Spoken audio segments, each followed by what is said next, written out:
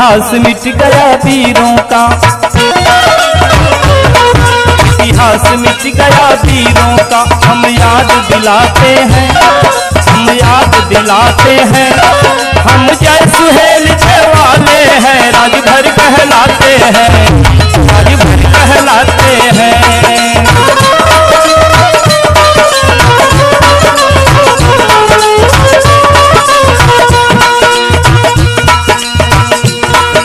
इतिहास मिट गया वीरों का, इतिहास मिट गया वीरों का। हम याद दिलाते हैं, हम याद दिलाते हैं।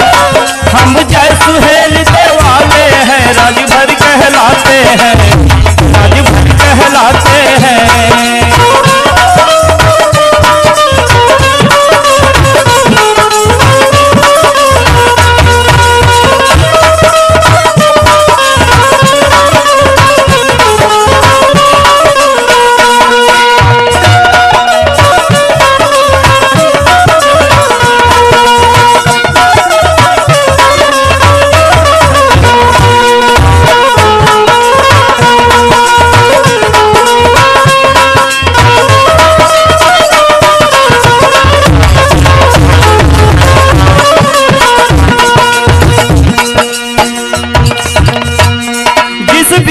हम वंशज हैं,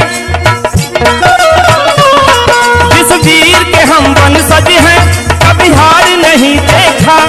जिसके शासन में कभी कोई अन्याय नहीं देखा।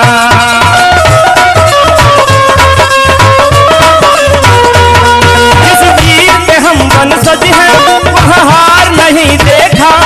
जिस वीर के हम वंशज हैं, वह हार नहीं देखा। जिसके शासन में कभी कोई अन्याय नहीं देखा। उन वीरों के चरणों में, उन वीरों के चरणों में हम शीश झुकाते हैं, हम शीश झुकाते हैं।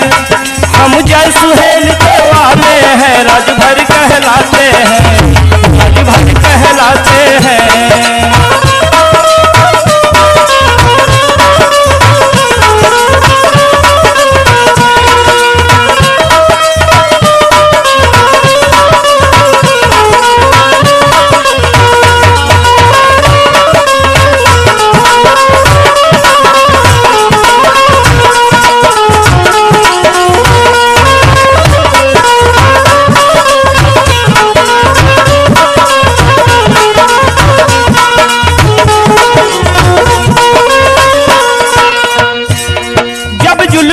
मुगलों का,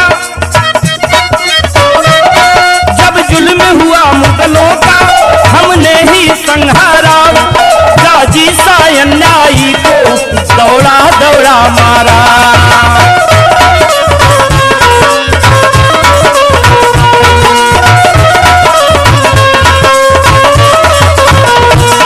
जब जुल्म हुआ मुगलों का, हमने ही संहारा।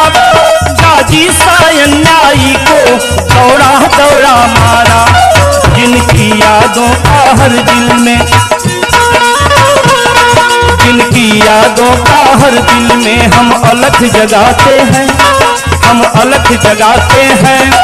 हम जय सुहेल वाले हैं, राजभर कहलाते हैं, राजभर कहलाते हैं।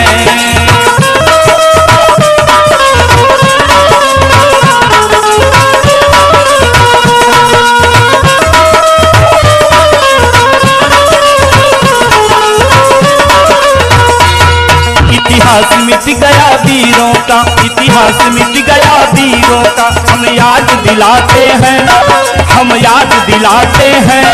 हम जय सुहेल वाले हैं, राजभर कहलाते हैं।